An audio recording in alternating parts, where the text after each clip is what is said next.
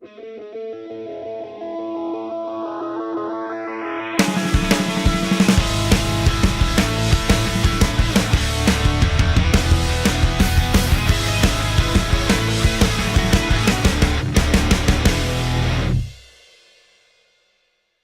you've turned on anything with a screen in the last few weeks, you've probably seen no less than 3,476 advertisements for a movie called Pacific Rim. And if you've watched only a few seconds of said ads, you know exactly what this movie is about. Giant freaking robots kicking the crap out of giant freaking monsters. Now, I've heard plenty of my geekier friends, especially the ones that love anime, say that this movie looks rad. But the majority of people who don't fall into that category have had about one thing to say.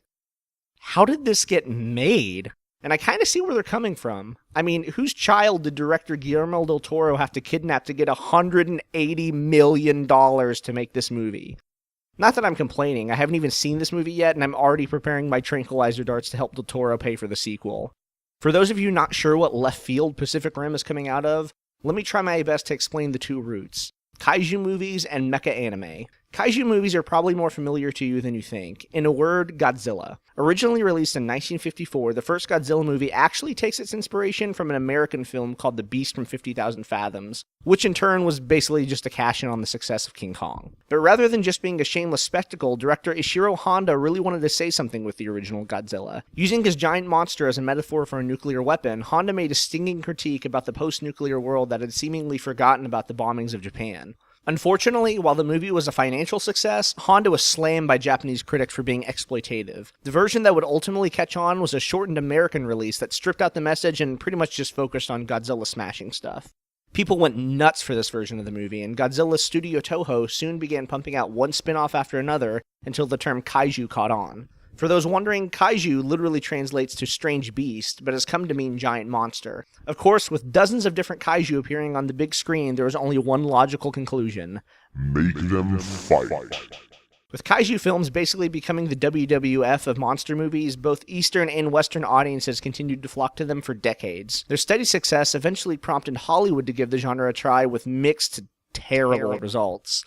US studios have pretty much left kaiju alone ever since. Around the same time as the first Godzilla, a similar genre was building steam. Japanese kids were introduced to an anime called Tetsujin 28, also known as Gigantor in the West. There's not much to explain here. A kid gets a giant robot beats up bad robots, young viewers go nuts. Other studios would cash in on this metal heroes craze with shows like Ultraman, Voltron, and Power Rangers. About 20 years later, the genre would evolve again with the release of Mobile Suit Gundam, a darker, more serious take on mecha. This change to the formula would usher in another 4 decades of mecha fandom in shows like Gurren Lagann and Evangelion. Del Toro has cited both mecha and kaiju films as the main source of inspiration for Pacific Rim. The director has said on more than one occasion that he's trying to make the kind of movie that the 12-year-old version of himself would fall in love with. That being said, I think Pacific Rim's roots will provide more to viewers than just eye candy. While there's no denying that fans want to see giant robots smash stuff when it comes to mecha, it's also known for some pretty choppy narrative waters.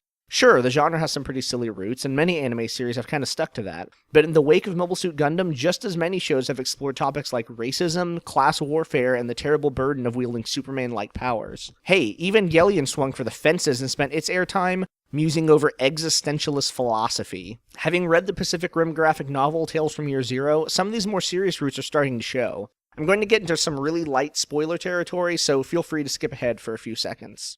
While a lot of people have laughed at the whole two pilots thing, it actually provides a pretty interesting narrative wrinkle. In the process of synchronizing two human minds, the Jaeger pilots inadvertently gain unlimited access to each other's thoughts and memories. So becoming Jaeger co-pilots means that you literally know everything about each other, both good and bad. This raises some interesting questions. What kind of effect does that have on a relationship? What kind of effect does that have on your other relationships? As far as plot mechanics go, that ain't too bad. Mind-melding aside, the pilots themselves have some pretty cool backstories. Mako Mori is actually the grown-up version of this little girl from the trailer. After being orphaned by one of the first kaiju attacks, she's adopted by Stacker Pentecost, one of the first Jaeger pilots.